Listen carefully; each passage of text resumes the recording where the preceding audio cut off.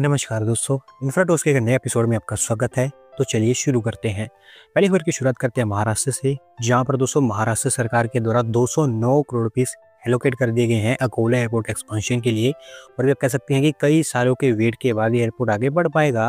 दोस्तों अकोला एयरपोर्ट हालांकि भी एक डोमेस्टिक एयरपोर्ट है जो पिछले कई सालों से नॉन फंक्शनल है।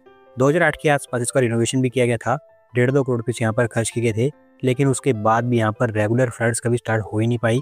पिछले कुछ सालों से अकोला की लोकल एडमिनिस्ट्रेशन महाराष्ट्र सरकार से रिक्वेस्ट कर रही है कि इसको एक्सपांड किया जाए ताकि ये बड़े एयरक्राफ्ट हैंडल कर पाए और रेगुलर फ्लाइट्स यहाँ पर ऑपरेट हो पाए। तो फाइनली अब उनकी डिमांड सुन ली गई है। 209 करोड़ रुपीस यहाँ पर जो एलोकेट किए गए हैं उसका इस्तेमाल 22.24 हेक्टेयर्स ऑफ लैंड को एक्वायर करने के लिए किया जाएगा और अब धीरे धीरे यहाँ पर आपको एक्सपेंशन होता हुआ दिखाई देगा। अगली दो अपडेट आंध्र प्रदेश से है, जहाँ पर दोस्तों एपी जेनको के अपर सिलेरू पम्प्ड स्टोरेज प्लांट को यूनियन एनवायरमेंट मिनिस्ट्री की तरफ से क्लियरेंस मिल चुकी है और फाइनली आप कह सकते हैं कि Andhra Pradesh power generation corporation इसके ऊपर काम स्टार्ट कर सकता है। तो दोस्तों ये pumped storage plant Sileru river के ऊपर एएसआर डिस्ट्रिक्ट के अंदर बनकर तैयार होना है आंध्र प्रदेश में। 1350 मेगावाट की इसकी कैपेसिटी होगी, जहां पर 9 यूनिट्स बनाई जाएंगी 150 मेगावाट की। 13,000 करोड़ रुपये से ऊपर की बड़ी इन्वेस्टमेंट यहाँ पर होने वाली है। और दोस्तों आपको बता दूं कि ऐसा नहीं है कि कोई नया प्रोजेक्ट है। पिछले 16-17 सालों से आंध्र प्रदेश सरकार कोशिश कर रही है कि इस प्रोजेक्ट के ऊपर काम स्टार्ट किया जाए। अब फाइनली यहाँ पर सारी हर्डल्स क्लियर हो चुकी हैं।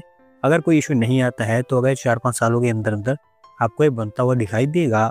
अगली दोस्तों अपडेट हमारी फाइनेंशियल कैपिटल मुंबई से है, जहाँ पर दोस्तों एमआरडीए मुंबई के अंदर एक पूरा अंडरग्राउंड एक्सप्रेसवे नेटवर्क क्रिएट करने जा रहा है और इसको लेकर उन्होंने डीपीआर प्रिपरेशन स्टार्ट कर दिया है। तो दोस्तों ये काफ़ी ज़्यादा एम्बिशियस प्रोजेक्ट है, क्योंकि ऑलमोस्ट 70 किलोमीटर का integrated tunnel road network Mumbai के अंदर सेटअप किया जाएगा, जहां पर Mumbai coastal road, Bandra Kurla complex, कई सारे मेट्रो स्टेशन और मुंबई एयरपोर्ट जैसी जो प्लेसेस हैं वो कनेक्ट हो पाएंगी। एमआरडीए के अकॉर्डिंग ये मुंबई का अर्बन मोबिलिटी का तीसरा मोड होगा। कुल मिलाकर 3 पार्ट्स में ही इसको डिवाइड किया गया है, जहां पर वर्ली सीलिंग से बीकेसी एयरपोर्ट तक का 16 किलोमीटर का पार्ट, एक पार्ट 10 किलोमीटर का होगा जो कि ईस्ट वेस्ट लिंक होगा, जबकि सबसे लंबा नॉर्थ साउथ कॉरिडोर होगा 44 किलोमीटर का। कुल मिलाकर 1.05 लाख करोड़ रुपीस यानी कि अराउंड $12 बिलियन के आसपास यहाँ पर खर्च आने वाला है इस प्रोजेक्ट के ऊपर। एक बार जब डीपीआर तैयार हो जाती है तो हमें और चीज़ें क्लियर होती हुई दिखाई देंगी। अगली दोस्तों अपडेट कर्नाटका से है, जहाँ पर दोस्तों US based Burkhan world investment group Karnataka के अंदर एक नई फैक्ट्री सेटअप करना चाहता है और इसको लेकर उन्होंने 1500 करोड़ रुपये की इन्वेस्टमेंट प्लान की है। तो दोस्तों ये factory basically advanced AI power service की मैन्युफैक्चरिंग के लिए सेटअप की जाएगी, जिसके लिए देवनहल्ली के आसपास उन्होंने कर्नाटक सरकार से 10 से 15 एकड़ सो लैंड डिमांड की है। ग्लोबल कंपनीज जैसे कि गीगाबाइट, सेरा नेटवर्क और कई सारी इंडियन कंपनीज जो कि ये सर्वर के एरियाज में काम करती है, उनके साथ मिलकर यहाँ पर काम किया जाएगा। अगर ये प्लान्स मटेरियलाइज हो जाते हैं तो हंड्रेड्स ऑफ नई जॉब्स यहाँ पर जनरेट हो पाएंगी। अगली दोस्त अपडेट इंफ्रास्ट्रक्चर और ट्रांसपोर्ट को लेकर है, जहाँ पर दोस्तों भारत सरकार के द्वारा प्लान्स अनवेल किए गए हैं देश के अंदर एक फेडरल ट्रांसपोर्ट प्लानिंग अथॉरिटी को सेटअप करने के लिए। और इसके थ्रू उनकी कोशिश है कि देश के अंदर वेस्टफुल इंफ्रा स्पेंडिंग को रोका जाए और साथ साथ अलग अलग इंफ्रास्ट्रक्चर प्रोजेक्ट्स के लिए जो अलग अलग अथॉरिटीज हैं उनके बीच में कोऑर्डिनेशन भी स्टेब्लिश किया जाए। तो दोस्तों फिलहाल अभी आपने देखा ही है कि हमारे देश के अंदर roads, rail, shipping, urban planning इस तरह के अलग अलग एरियाज में काम करने के लिए अलग अलग अथॉरिटीज और डिपार्टमेंट्स बनाए हुए हैं। ओवर द ईयर से देखा गया है कि अलग अलग डिपार्टमेंट्स के बीच लैक ऑफ कोऑर्डिनेशन के चलते वेस्टफुल इंफ्रा स्पेंडिंग होती है। कई बार तो प्रोजेक्ट्स अपने पूरे पोटेंशियल को रियलाइज कर ही नहीं पाते हैं। रेफरेंस के लिए अगर मैं बताऊं तो बहुत सारी सिटीज में आपने देखा होगा कि लास्ट माइल कनेक्टिविटी ना होने के चलते और या फिर प्रॉपर रोड कनेक्टिविटी ना होने के चलते कई सारी जो मेट्रो सिस्टम्स है वो अपने पूरे पोटेंशियल पर ऑपरेट नहीं कर पाते हैं और उसके चलते कम राइडरशिप देखने को मिलती है और फिर ऐसे प्रोजेक्ट अपनी कॉस्ट को भी रिकवर नहीं कर पाते हैं। तो इसी को ओवरकम करने के लिए गति शक्ति प्रोग्राम भी लॉन्च किया गया था, जिसका इम्पैक्ट हमें अप्रूवल स्टेज तक तो देखने को मिला था, लेकिन एक्चुअल कंस्ट्रक्शन में इम्पैक्ट हमें देखने को नहीं मिला। तो अब उसी के लिए यहाँ पर ट्रांसपोर्ट अथॉरिटी बनाने का प्रपोजल सामने रखा गया है। साउथ कोरिया और यूके जैसी कंट्रीज में ऑलरेडी इस तरह की अथॉरिटीज का फॉर्मेशन हो रखा है और वो अच्छे खासे स्केल पर ऑपरेट भी कर रही है। उन्हीं की लाइंस पर भारत में भी एक federal transport planning authority setup करने की बात की जा रही है, जो डायरेक्टली पीएमओ के अंडर में होगी। अगले 3 से 6 महीने के अंदर अंदर इसका प्रपोजल तैयार करके कैबिनेट के सामने रखा जाएगा, तो फिर उसके बाद ही हमें और चीजें क्लियर होती हुई दिखाई देंगी।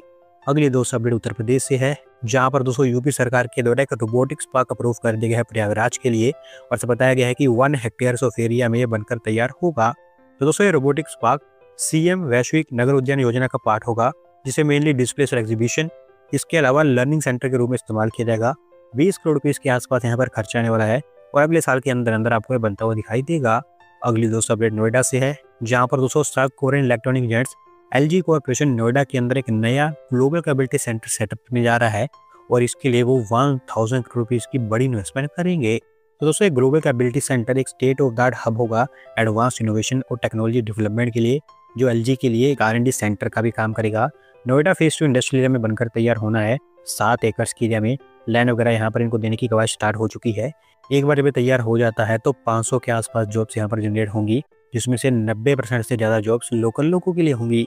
आज की दोस्तों आखिरी अपडेट गुजरात से है, जहाँ पर दोस्तों सूरत ड्रीम सिटी के रिवाइवल को लेकर प्लान्स फास्ट बेसिस पर डाल दिए गए हैं और अभी ड्रीम सिटी लिमिटेड जो कि सूरत ड्रीम सिटी को बना रही है, उनके द्वारा एक 5 स्टार होटल, एक integrated multi speciality health care facility और एक स्कूल सेटअप करने को लेकर प्रोसेस स्टार्ट कर दिए गए हैं।